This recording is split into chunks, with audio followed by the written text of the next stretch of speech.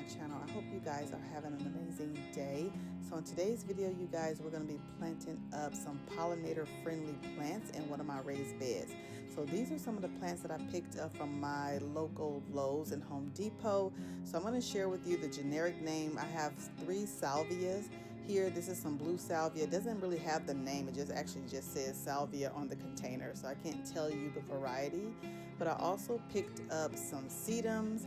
I absolutely love sedum. I have them along my lawn border, but this is not the lemon coral sedum. This is a different variety. But I actually picked up 4 of these to kind of add in as a nice chartreuse green accent. I also picked up a few marigolds, and then I also picked up some echinacea for this bed, and then I also picked up some cedar mulch, because what we're going to do is we're going to go in and mulch the rest of these raised beds that you see here. So I like to go in and mulch my raised beds because, one, it helps keep in the moisture, especially when it gets really hot and humid. It keeps the moisture levels in for the soils and the plants, and then it also kind of helps with shielding the plants from the heat. So I like to go in and make sure I mulch around my raised beds area as well. So this is some cedar mulch, so it's going to end up breaking down in these beds and provides nutrients for the soil when the mulch is already, when the mulch actually starts to break down at the end of the season.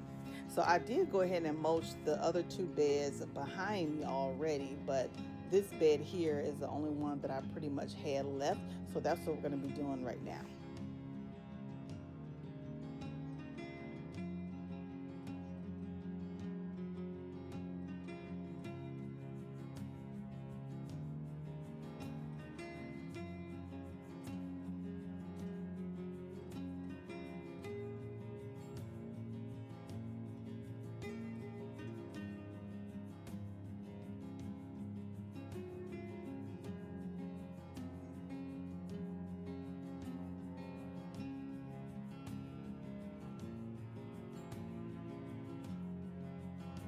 So I'm going to share with you all what I have going on in this raised bed here. So if you've been following me from my main channel, Decorating Made Easy, you probably have already seen me plant up some of this stuff last fall. So in the corners, I have some sweet alyssum that I overwintered. These are actually perennial down here in my gardening zone 9B. So they actually did really well over the winter, and then they are just now putting on tons of blooms. I also added in some white angel face or archangel angelonia to this bed as well, and then I also have some cafe au lait dahlias. So those plants I already have in here, and actually this video is recorded like 2 weeks ago, maybe more than 2 weeks ago, you guys. I'm just now getting around to editing it, so I'm gonna share with you all a garden tour soon and show you how much growth these plants have put on. But this is the bed we're going to be working on for today's video. This is another raised bed that I have closer to my patio area.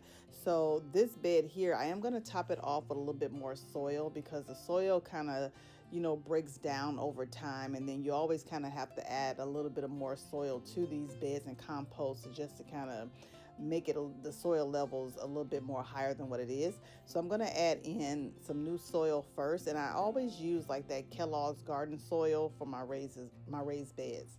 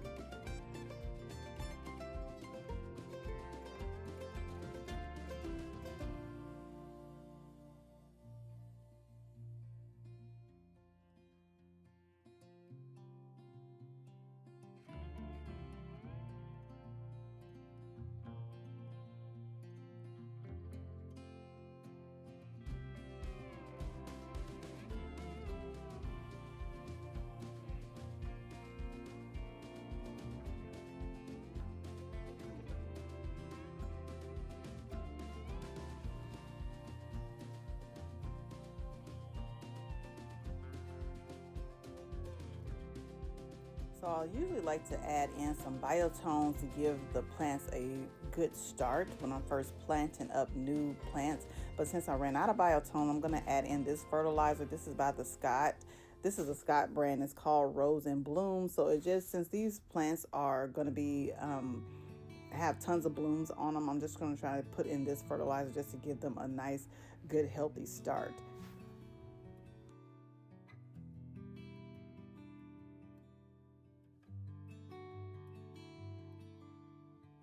I did want to mention that all of the plants that I'm planting in this planter here, or this raised bed here, are perennial. So they are supposed to come back in my garden zone 9B every year. So I might keep them in there. So after the season, if I decide to add something else, I can actually just pull these out and add them throughout the landscape. But they are perennials, just to kind of give you an idea of what we're working with. So this is the first one I'm going to add. This is some Echinacea.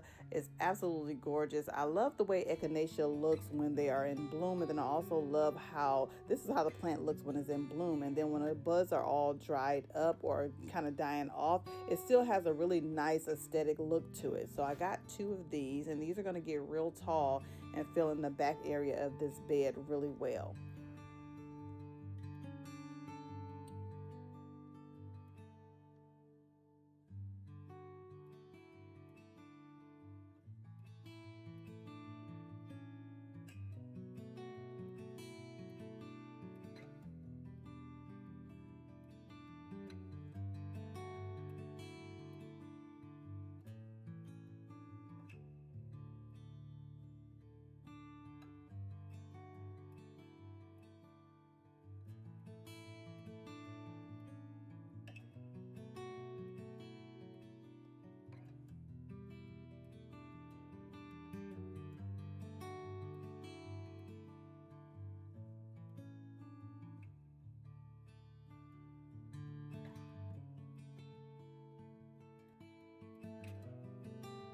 So next I'm going to add in this blue salvia, and I picked up 3 of these.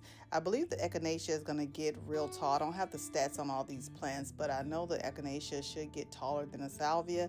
And then I'm going to add in a layer of salvia in the front of the echinacea. So I have 3 of these, and like I said, these are all perennials, so they should last season to season.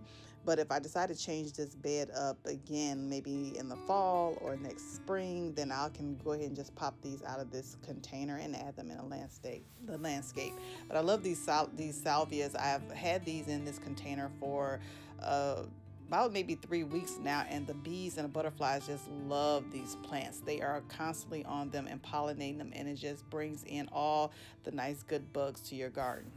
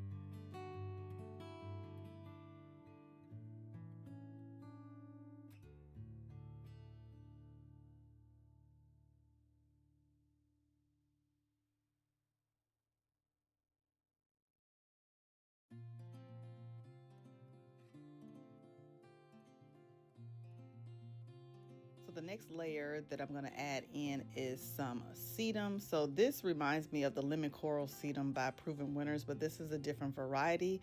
I think the variety is called PERE sedum. So in my zone 9B, it does come back every year because the sedum that I plant along my long border it actually did really well during the winter and the fall, and is thriving right now in the spring. So I'm assuming this one will do the same. So I end up picking up 4 of these to create a nice swoop around the salvia and the echinacea, and I think the nice pretty chartreuse green to add a really nice pop of color and contrast to this container.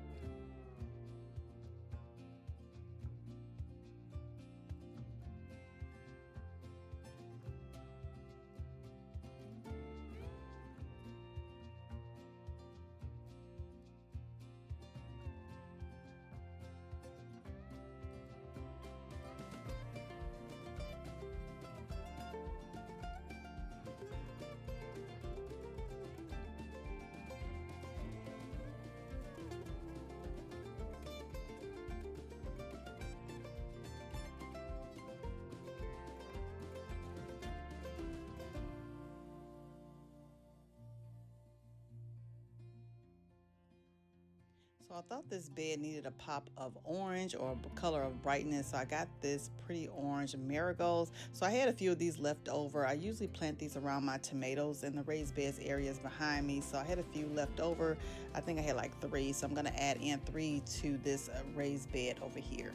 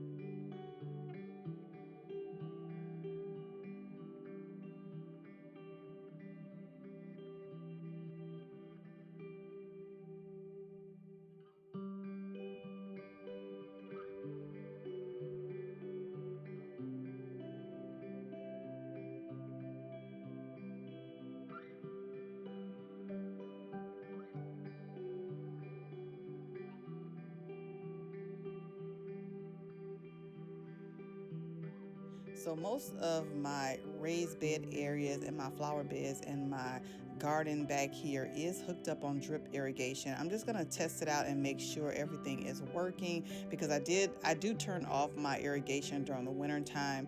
So I always like to, when I'm planting for the spring, just go in and just test everything and make sure there's no holes or leaks and make sure everything is working. I do still have some of that cedar mulch left, and I'm going to use that to mulch around this bed as well.